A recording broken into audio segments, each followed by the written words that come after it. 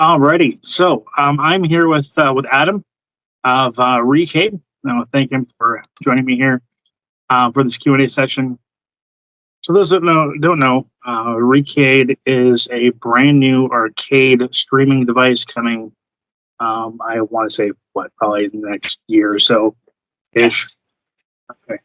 I did have some questions there. I've got about 10 questions. First question for you here is: can you please provide a detailed description of the Recade hardware and software configuration? I'm particularly interested in understanding whether it operates as a closed system, focused solely on emulator access through a dedicated UI, or if it offers a full desktop environment, potentially based on a low-power PC or Raspberry Pi architecture. Furthermore, if the current configuration involves a lockdown PC, are there any future plans to enable full desktop access akin to the functionality offered by the Atari VCS?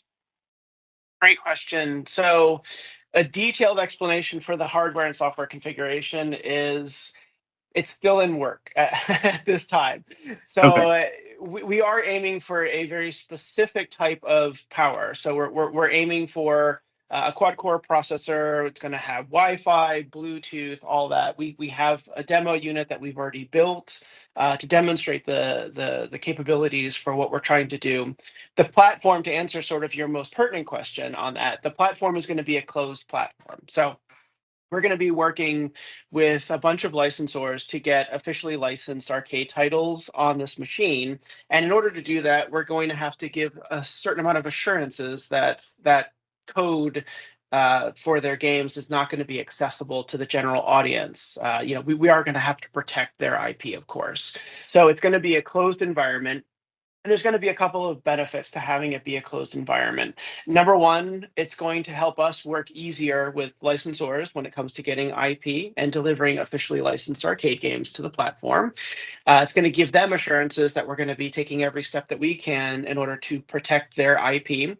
And number two, it means that with our closed platform, we're going to be able to design our hardware and our software base in order to optimize to work together. So that means we're going to be able to provide a gameplay experience that is the most authentic that we can come across or get across, excuse me, and make sure that when it comes to any problems or issues that occur with it, we know exactly what's going on. Since we won't be sort of piecemealing things together, we have it built and optimized for our own hardware. That makes sense. That makes total sense. That's Yes. the standing. So the idea of like bringing ROMs to the system and your own games and things like that, we don't have any plans to do that. Everything is going to be a Netflix style. You have access to the entire library of officially licensed arcade games from the 70s through the 90s, all built into the platform. Okay, cool. All right. And Recade has been described as affordable. Could you please Yes. elaborate on the anticipated cost and how current economic conditions are being considered in determining that price point? Yes. So it's hard for us to lock down exactly. I'm going to play this one a little close to the chest. I don't want to give a specific number. We've done some cost analysis. We've done some interviews with potential customers. We've had surveys out and things like that, and we have an idea of where we want to be. Mhm. And I can say that that idea is less than half the cost of current generation systems that are out there. So I could put that out there. The only reason why I'm being a little cagey around this is because I definitely don't want to, with everything that's been changing right now, with how much supplier costs are going to increase and things like that, I definitely don't want to put out a number that we end up getting nailed to. We're working, of course, with a couple of manufacturers and suppliers in determining what those costs are going to look like. So unfortunately, we're in an environment where things are a little bit more difficult at the moment. We are looking at also some potential North American-based partners to help us out with those kinds of things as well. So I would love to say, like, yes, it's going to cost X, and then the monthly subscription is going to cost Y. I would love to be able to put that number out there. Unfortunately, we're a little too early in our journey to really be able to peg things down to that number. What I Okay. can say, however, is because we are working with we're working with software designed 30, 40 plus years ago. We do not need a high-end PC in order to run the things that we're trying to run. So there's a huge benefit on our side that we can develop a system that is both flexible in terms of power and is also not needing a ton of CPU and GPU power on its side. So we can say that we are keeping affordability in mind when it comes to ultimately what we're going to be charging at the end of the day. Again, I really wish I could give you a specific number and say it's going to cost X, but with the way things are happening right now, I can't. Gotcha. Yeah. That's fair. Will the console's gaming model be purely purely subscription-based streaming, or will it incorporate a downloadable game library accessible with a subscription akin to Game Pass? Yeah, that's a great question. So the way that we're operating right now is everything is going to be downloadable directly to your local hardware. So that way everything is performing in that optimized fashion that we were discussing earlier. So that way everything is running locally. The multiplayer aspect of it, obviously there's going to be some backend servers that are going to be handling the communication back and forth between the various boxes. But yes, everything will be running locally on your hardware. That's the way that we're designing it, and that's the way that we're taking it step forward. Got it. Okay, and one question actually leave off that I didn't put here. Now that you said that,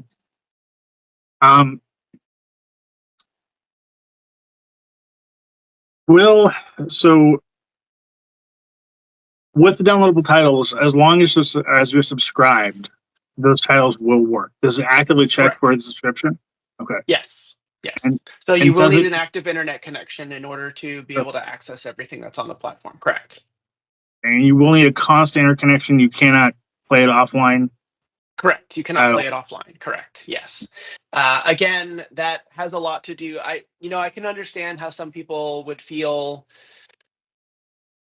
maybe not quite at ease with a constant internet connection. I do feel that it's the norm when it comes to consoles today that you have to have an internet connection in order to access everything.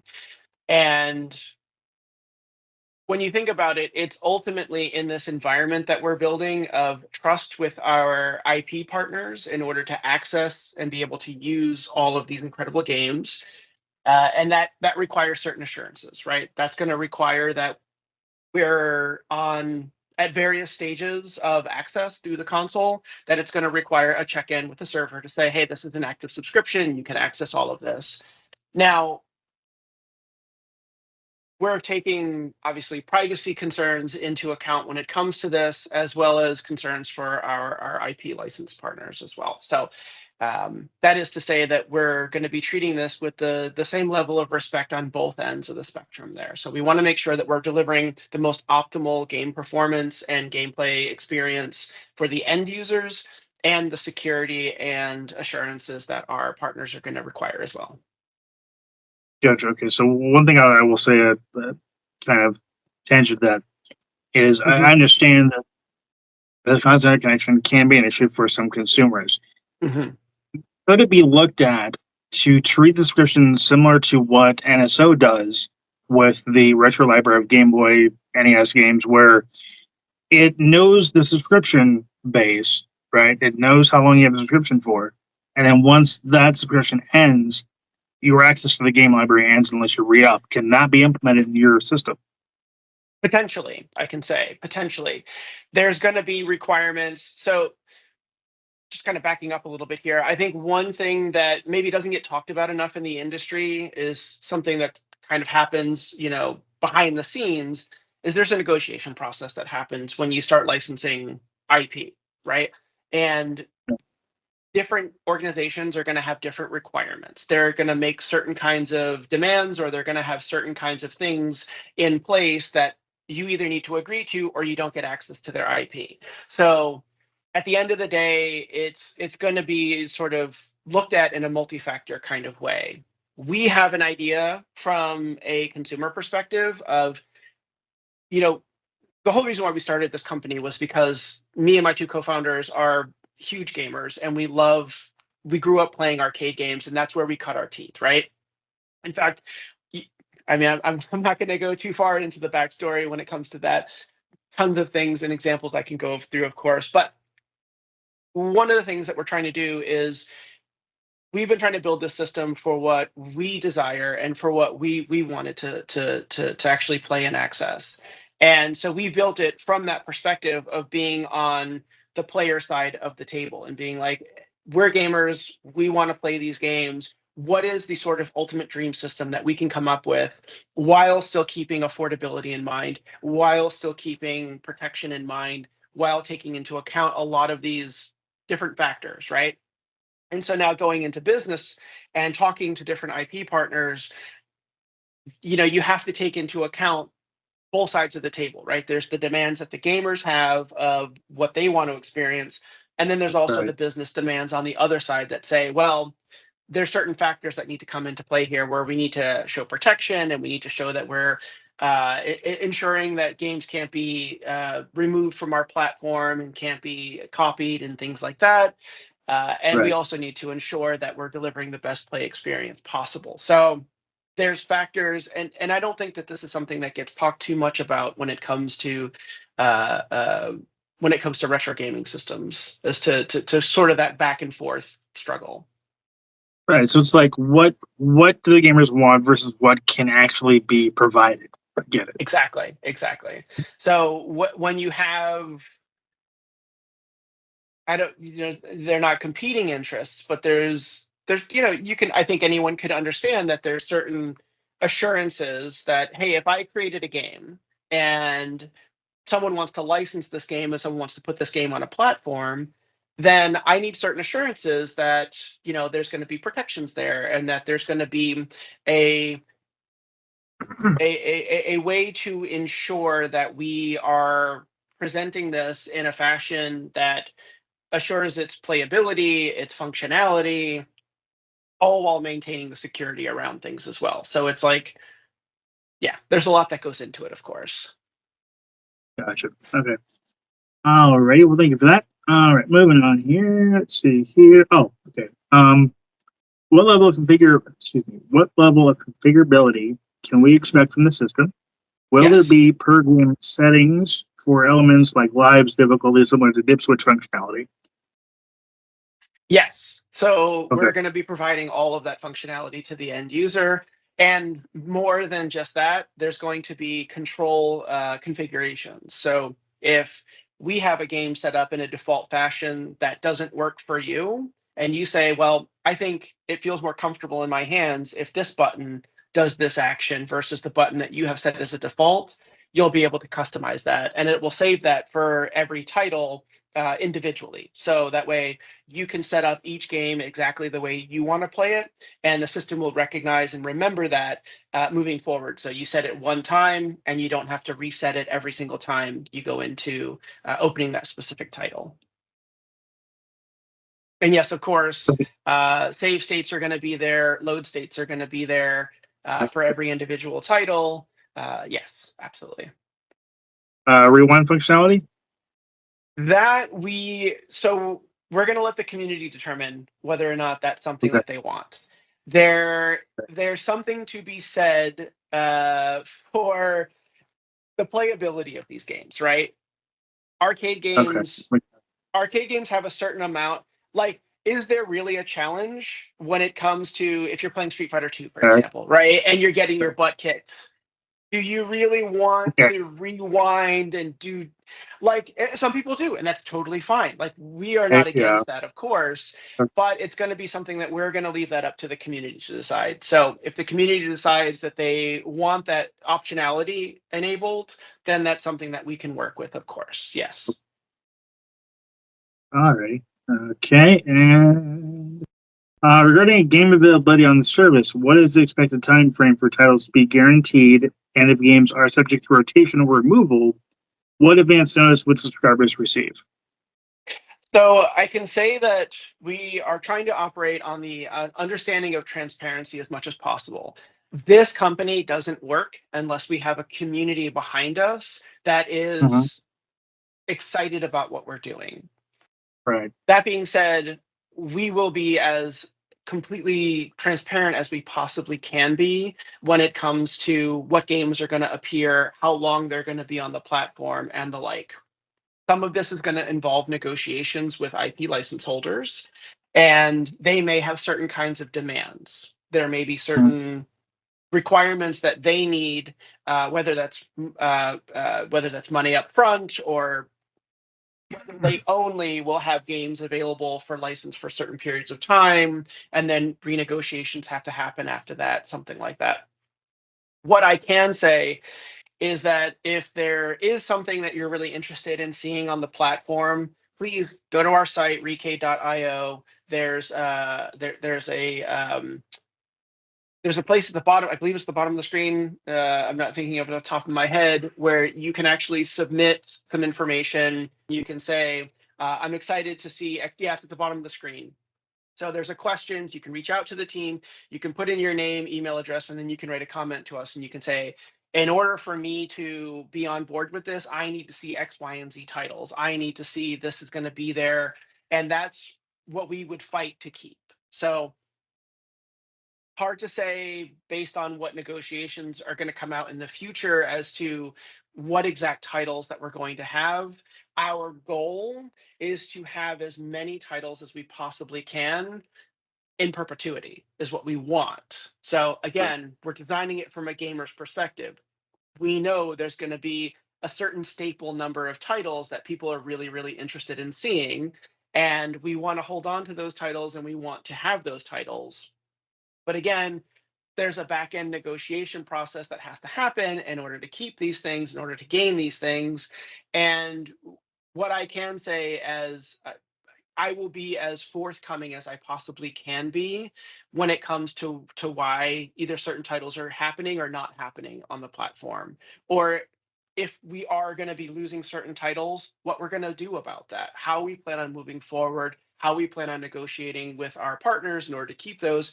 But really, it's going to be the groundswell. It's going to be the community coming out and saying, we demand X, Y, and Z. We want these titles on this platform. We love the functionality that you're offering. We love the voice chat. We love the multiplayer. We love all these things. Please have these games on this platform. This is why we're here. If we can show that groundswell to our partners, that's something that can go a really long way in helping to cut through a lot of those negotiations, I think. Okay, yeah, and so I'm over here on the Recade website here. So it's to have more questions, reach out to our team form that you're referring to, correct? Yes, towards As the far bottom as of the screen there. Yep, okay. exactly. So that way you can keep us informed as to exactly what functionality you want to see, what titles you want to see. And I can say, again, I can't iterate this enough. We grew up playing and loving these games, and we want to see just as many titles on it as you do. And so if we get the community on our side and we have people actively engaging and not just telling us what games they want to see, but like once we actually have units out in the marketplace, we want to hear what do you love about what we're doing? What do you hate about what we're doing? What do you want to see changed? How can we make the experience better? And that's all going to be through that form, correct? Initially, but then once we start getting things out into the marketplace, we're actually going to be having a lot of conversations with our customer base. It's near and dear to my heart to make sure that what we're delivering is the best potential quality that we possibly can. So it's one of those, we're going to be launching an alpha program in the upcoming months. I don't know exactly when. We're still in the process of building out some of that hardware for that. And basically what it's going to be is it's going to be 10 initial units. They're going to be alpha prototype units that we're going to be selling into the marketplace. And that is going to come with certain stipulations. There's going to be some NDA signed around what can be shown publicly to anyone who buys these, because we do want to hold on to what we're building. We're not ready for full release for every aspect of what we're doing. Excuse me. And then, of course, also what comes along with that is going to be check-in meetings where anyone who purchases one of these 10 alpha units would have one-on-one meetings with me and my team, and we would go through all of these things. And we would say, hey, what bugs have you discovered? What's something that you really love about this? What's something that you really hate about this? What other functionality do you want to see? So it's going to be that initial launch that's really going to help us road test a lot of the functionality that we're building into this. I don't have an exact date for exactly when we're going to launch the alpha program, but if you're interested, again, go to the website, sign up. That's the best way to get involved. And as we get closer and closer to that launch date, I will be emailing everyone for that. And also, of course, if anyone does participate in the alpha program, we're going to have badges and all kinds of flair that will go on everyone's accounts to say that, hey, we really appreciate the fact that you are someone who decided to come in early and support us and help us, figure out a lot of what's going into this platform. So we plan on having lots and lots of really cool stuff that's only going to be accessible to those first few people who end up signing up and joining into the program. That's awesome. That's great. That's really cool. Alrighty, and let's see here. Oh, okay. So almost through here. Given Recade's focus on bringing the arcade experience home, can we expect Mhm. the release and support of accessories like arcade sticks? Absolutely. So the Yeah. initial launch of what we're building, I can even just show a demo version of that here, is a control pad. So this is a fully functional controller that we've designed in-house. You can see that it's set up very much like a traditional type of controller that everyone is pretty familiar with when it comes to at-home console gaming. And we've Right. designed this to have the functionality to be as versatile as possible. So this is sort of iteration one of what we're building. And we do plan on having a arcade stick style setup coming out in the future. It's an interesting problem and an interesting sort of way of thinking through how you solve for an arcade stick when you don't have an arcade machine, right? There's a certain amount of stability that comes when you have an arcade stick built into an arcade machine, right? You have it Yeah. connected to a control board that's all built into this machine, and you don't have to worry about movement or anything like that. The moment you start taking the consoleized approach that we're taking, now you're removing some of those functionality features. And we are developing different ways to compensate for that. So that way you can have the arcade control style while still helping it feel stable, while still helping it feel very much connected to its legacy. Sure. And on that, will there be support for third-party controllers as well, or is it only going to be your controllers that are supported? We're not planning on any third-party support right now. We're planning on everything being in-house. We're doing that because we want to be able to ensure that we're able to provide the best experience possible, which is the whole reason why we're designing our own hardware. Um, Excuse me, this coffee is hitting me. So all of the hardware that we're designing is designed to work with, so the controllers, for example, all of that is designed and optimized to work with our system. And the moment you start introducing third-party hardware into it, that's when you can start to see bugs. That's when you can start to see performance issues. And we want to ensure that we're first and foremost delivering the best play possible and the best experience possible. So we're designing everything in-house in order to optimize for that. That makes sense. That's respectable given how that can go. Several different ways there. All Mhm. right. Last thing we would Beyond. want is for someone to connect some controller and nothing is mapped properly, things are having problems, all that kind of stuff. Yeah. You have complaints. Totally get that. All right. Beyond classic arcade games, will the service offer original titles designed with arcade style mechanics and presentation? Games like Donut Dodo, games like that, or the Yeah. arcade style experiences, but geared for modern platforms. Yeah. So we're focused initially on arcade games from the 70s through the 90s. That is the core focus of what we're building right now. We have some roadmap ideas around where we're going to be going into the future. We definitely have a soft spot for indie titles, and we definitely want to support the indie community. And I believe that will be a place that we expand to in the future is is support for indie games. And then, of course, we want to start opening things up more and more as we start to grow our base and as we start to become the go-to spot for retro arcade gaming, of course. We have roadmap and we have plans. It really just depends on what the audience is responding to at the end of the day. We don't want to give anything that people are not interested in playing, not interested in engaging with. one thing you have to remember, sort of going back to the business side of things, is that every game that appears on the platform is a licensing fee, and maybe even some potential other fees on top of that. And if we're putting out the expense for a game and no one's playing it, then that's telling us, that's positive feedback that we're getting, that this is not something that we need to license anymore. This is not something that needs to appear on the platform. That being said, I'm going to contradict myself a little bit here.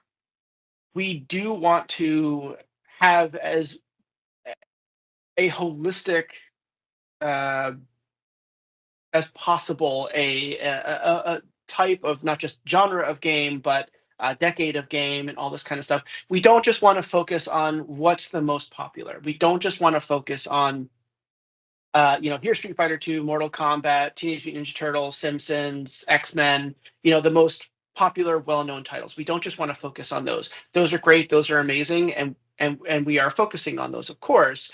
But I also feel that every game that has ever appeared in an arcade cabinet has a place in arcade gaming history and should be celebrated for that, whether it's a really unknown title or whether it's a really popular title or somewhere in between. Every single game that's ever been released, whether it's a game that's been completely trashed and torn apart for its, just horrible gameplay or whatever, is actually a part of arcade gaming legacy and is actually a part of the history there. And we want to maintain that, and we want to have those on there. So there's going to be a little bit of a back and forth between what do we hold on to that's not being played, and what do we hold on to for the sake of being able to present a more complete version of this history. And that's really going to depend on what our subscriber base comes out to. It really is going to depend on what the community is going to be asking for as well. Yeah. Kind of circling back to the multiplayer side of things. Yes. Will local multiplayer be supported as well as online Yes. multiplayer? Yes, absolutely. Yeah. And let's see here. Similar to collections like the Atari 50th anniversary celebration, could the service feature unreleased arcade games? Furthermore, regarding partnerships, are there any agreements in place that might lead to the inclusion of games from companies such as Atari, Sega, and Konami? So I want to be very clear. We have some initial talks that have been started. I don't want to say with what partners because we're not at liberty to discuss that just now. The companies that you had just mentioned, those are definitely companies that are in our target audience of where we want to start connecting with and making partnerships with through, of course. And to answer the question about are we going to see like potentially unreleased sequels and things like that, that is absolutely our intention. I'm trying to figure out the best way of phrasing this so that we are. I've been in early talks, I can say, I've been in early talks about this exact conversation, and not to get too wrapped up in the business side of things, because licensing is always going to be an issue with this, because someone holds the rights at some point, and they're going to be able to put their finger on the button to say, either yes or no when these things kind of happen. But there have been a few games that have been either in development back in the 80s or 90s that never saw the light of day because they got canceled. And we absolutely want to fund those projects. We absolutely want to bring those projects to life and have those on the Recade platform, 100%.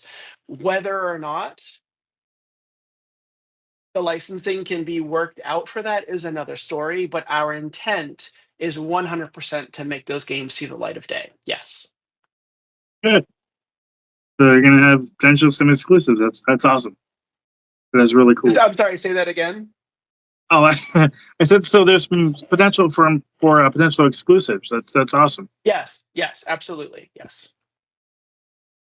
All right, last and question not just here. not just exclusive. Sorry to cut you off. Not just exclusives, but also exclusive ways of being able to play those games on our platform. Again, I apologize. I know that I'm holding a lot to the chest right now, and it's because we're in kind of a vulnerable place at the moment. We're in a place where we're just getting to the point where we're going to start signing agreements. There's going to be a lot more coming out around what's going to be appearing, what we can actually give guarantees around, and things like that. So where you caught us kind of in this early place where we don't want to say too much about specifics because we don't Yeah. want to end up shooting ourselves in the foot with anything. Um, I'm hoping my excitement is coming across as to what is going to be happening in the near future and what we're going to start to be able to announce. But there are some not just exclusive titles that we want to hold on to or gain or help develop and fund the development for, of course. Absolutely. How incredible of a story is that we could then see the birth of a game 35 years in the making, right? A game that was canceled back in 1982 that we can now actually fund and get performing on our platform. How amazing would that be? How incredible of a story is that about adding to the history of arcade gaming? That just blows my mind when I think about that. But there's also ways that we're thinking about arcade games to present those to the audience in a way that they're not used to, and in a way that is completely novel, and in a way that nobody else is doing. So I'm teasing a big feature that we have, and I'm not going to go into the specifics of this feature, but we are going to be presenting some games in a fashion that's going to introduce players to games that they might not have ever had a chance to play in the past, whether it was a game that didn't see wide distribution or whether it was a game that just wasn't quite as popular, mixed in with titles that were. So I'm going to leave it at that. I'm going to tease it at that. But there are some really interesting things that we're working on, and we're really excited to be able to offer these unique ways of playing these games. I'll let you speculate. I'll let the audience Nope. speculate as to what that's going to be. But I'm Okay. very excited to be able to announce this as we get closer to the time that we actually can do that, of course. Okay. Fair. All right. Last question here. What is the roadmap? Excuse me. What is the roadmap for Recade's expansion in terms of storage upgrades, feature additions, and the potential inclusion of non-arcade gaming experiences? Yeah, so that's a great question. A lot of that is really going to be determined by our capability of getting funding, our ability to get funding, and what Mhm. that audience reaction is. So everything that we're going to be doing in terms of hardware expansion, at least initially for the first couple of years, is going to take the form of different control styles and different controllers. So that's where we're really going to focus. We're really going to focus on making sure that we're offering a connection to these games in a way that feels authentic and is a way that feels accessible to people. That's going to be the first iteration that we're really going to be focusing on. As far as additional storage or upgraded hardware, that kind of thing, that may end up coming a few years down the line, depending on what we end up expanding as far as our library is concerned and the hardware requirements and power requirements that are going to be needed for that. We don't have any roadmap at the moment to release different versions of the hardware right off the bat because we want to be able to provide a stable platform that functions in the way that we optimize for. So we're not going to be looking at multiple versions of the hardware right off the bat. Um, the rest of the question that you had was regarding partnerships. Oh no, I'm sorry, that was the previous question.